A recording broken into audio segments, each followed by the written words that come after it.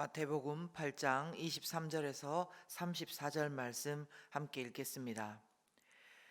배에 오르심에 제자들이 따랐더니 바다에 큰 놀이 일어나 배가 물결에 덮이게 되었으되 예수께서는 주무시는지라. 그 제자들이 나와 깨우며 이르되 주여 구원하소서, 우리가 죽겠나이다. 예수께서 이르시되 어찌하여 무서워하느냐, 믿음이 작은 자들아 하시고 곧 일어나사 바람과 바다를 꾸짖으시니 아주 잔잔하게 되거늘 그 사람들이 놀랍게 여겨 이르되 이가 어떠한 사람이기에 바람과 바다도 순종하는가 하더라.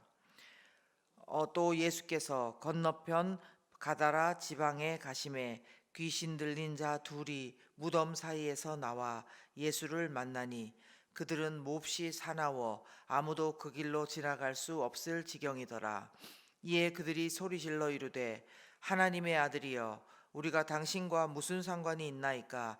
때가 이르기 전에 우리를 괴롭게 하려고 여기 오셨나이까 하더니 마침 멀리서 많은 돼지떼가 먹고 있는지라. 귀신들이 예수께 간구하여 이르되 만일 우리를 쫓아내시려면 돼지떼에 들여보내 주소서 하니 그들에게 가라 하시니 귀신들이 나와서 돼지에게로 들어가는지라.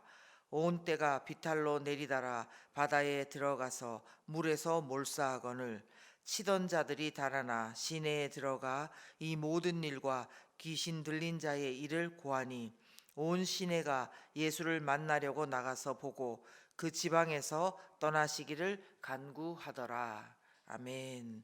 2월 6일 월요일 아침 함께 하인나 큐티 말씀을 나누겠습니다.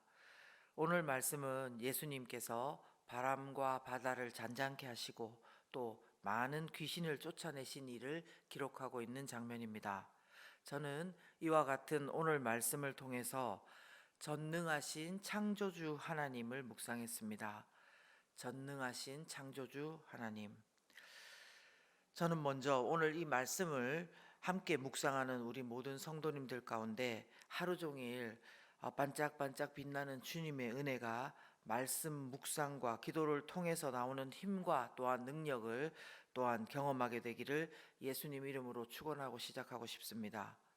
하나님께서는 오늘 왜 하필 우리에게 바람과 바다를 잔잔하게 하시는 그 예수님의 모습을 말씀해 주시고 또 많은 귀신이 들려서 죽을 고생하고 있는 남들이 피하는 두 광인들에게서 그 많은 귀신을 내쫓으시는 예수님 이야기를 말씀해 주시는 것인가? 하나님 안에서 이것이 무슨 의미이겠습니까? 이것은 하나님께서 바로 우리가 믿는 예수님이 누구인지 바로 알고 또 하루 종일 묵상하면서 비록 우리가 삶의 모든 풍파 가운데서 고통 가운데 그렇게 있을지라도 너희에게 소망이 있다. 하나님께서 아침부터 우리에게 그 말씀을 하고 싶어 하신다는 것입니다. 여러분, 우리가 믿는 예수님 어떤 분이십니까? 그분은 성경책 속에서만 기록된 어떤 인물이 아니고 바로 죄인된 나를, 우리를 구원하신 구원자 하나님이십니다. 또한 그분은 장사한 지 사흘 만에 부활하시고 승천하셔서 하나님 우편에 계시는 부활의 첫 열매시요 부활의 소망 되신 분입니다. 뿐만 아니라 오늘 본문을 통해서 하나님은 예수님이 자연도 명령하여 다스릴 수 있는 전능하신 창조주 하나님이시며 모든 것을 하실 수 있는 전능하신 창조주 하나님이심을 말씀하고 계신 것입니다. 우리는 자연을 생각할 때 자연 그러면 그냥 좋은 경치를 생각하게 되거나 아니면 산골의 조용한 환경을 생각하거나 꽃들과 살랑살랑 부는 바람을 먼저 생각하지만 사실 사람이 제어할 수 없고 방어할 수도 없는 본격적인 바람이 불고 파도가 일어나고 그것도 배에 탄 상황 속에서 경험하는 자연은 그냥 자연이 아니라 공포와 두려움 그 자체일 것이고 그 무서움은 당해본 사람만이 아는 그런 어떤 궁극적인 본질적인 두려움일 것입니다. 그런데 26절 27절에서 보면 예수님의 권위와 능력이 어느 정도인지가 드러납니다. 예수께서 이르시되 어찌하여 무서워하느냐 믿음이 작은 자들아 하시고 곧 일어나사 바람과 바다를 꾸짖으시니 아주 잔잔하게 되거늘. 아멘. 예수님은 바다와 바람을 지으신 창조주시기 때문에 그 창조주만이 이런 명령을 내리실 수 있고 또 그 명령에 대한 순종을 받으실 권한이 있는 것입니다. 우리가 믿는 예수님은 구원자 하나님이시고 또 부활의 주님이시고 또 전능하신 창조주 하나님이시라는 것입니다. 또한 그뿐만 아니라요, 예수님은 사람들을 시달리게 만들고 평생을 어엿한 한 사람으로 인생을 제대로 살지 못하게 하는 악한 귀신에게 시달림을 받던 사람들에게서 귀신을 쫓아내실 수 있는 권세와 능력이 있으신 전능자 하나님이신 것입니다. 우리의 통제를 벗어난 무서운 바람과 파도도 또 사람의 인생을 쥐고 흔드는 것 같은 악한 귀신들마저도 단지 그들에게 가라 이렇게 말씀 한마디로 내쫓으실 수 있는 권세가 있는 전능하신 하나님이 우리 예수님이신 것입니다. 그러므로 저와 여러분이 오늘 어떠한 상황을 만난다 하더라도, 아니 어떠한 상황 때문에 우리가 오랫동안 지금 힘들고 있을지라도 전능하신 창조주 하나님을 오늘 다시 부르시고 또 바라볼 수 있기를 바랍니다. 바람이 몰아치고 파도가 일렁이는 그 뱃속에도 예수님이 계셨습니다. 또한 사람들이 다 피하는, 스스로도 제어가 안 되는 귀신 들린 사람도 외면하지 않고 예수님이 그 자리에 오셨습니다. 그것처럼 오늘 우리의 배와 우리의 고독한 수치스러운 상황 가운데서도 전능하신 창조주 하나님이신 예수님을 만나는 은혜를 입으시기를 예수 그리스도 이름으로 축원합니다. 그러나 이 예수님과 반대로요, 25절과 29절과 또한 34절 말씀을 통해서 여전히 믿음이 작거나 이제 아예 예수님을 배척하는 어떤 그 우리의 모습을 보게 된다는 것입니다. 여전히 믿음이 작거나 예수님을 배척하는 모습. 먼저 25절 상황은 어떤 상황입니까? 배 안에서 큰 태풍을 겪고 있는 제자들이 예수님께 하는 말입니다.